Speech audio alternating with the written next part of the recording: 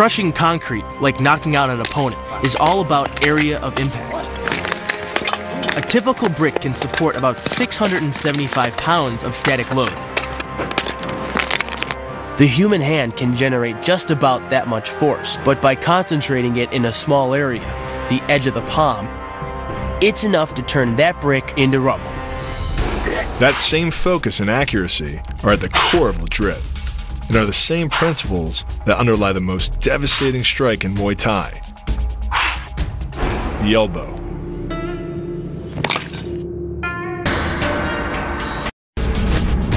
The kick's power comes from the snap of the knee.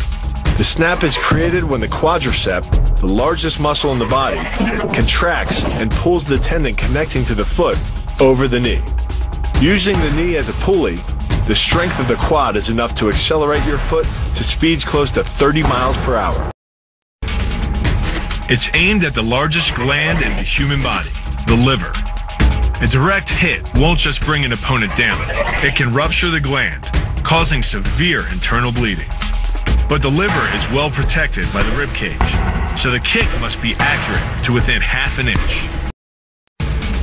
This move uses the same principle as a throw in judo, off-balancing your opponent and then using his momentum to send him down. But it's much more aggressive. The sweep here is actually a strike to one of the most sensitive areas of the body, the Achilles tendon. The axe kick draws its power differently than most kicks. Once your foot reaches the apex above your opponent's head, your body's momentum, combined with the ease of downward acceleration due to gravity, can reach speeds over 20 miles per hour. That's enough to generate more than 550 pounds of force at the point of impact, easily breaking the nose or shattering the clavicle.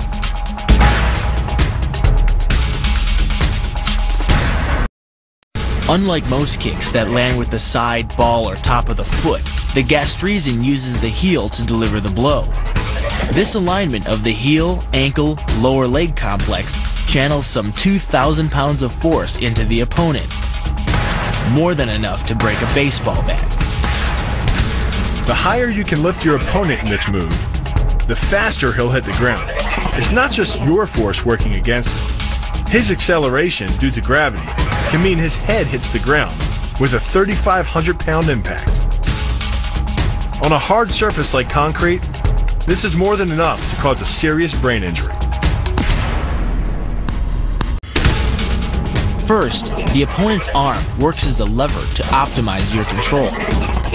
Second, your own back serves as a pivot point for the throw. The strength and stability of your back allows you to throw a much heavier opponent than in a move that requires you to lift him. This move uses your opponent's arm as a lever working against him. The greater the torque on his shoulder, the greater the pain inflicted. And exceeding the joint's normal range of motion causes more than just pain. The soft tissue, muscles, and the bone can all be seriously damaged by this pressure.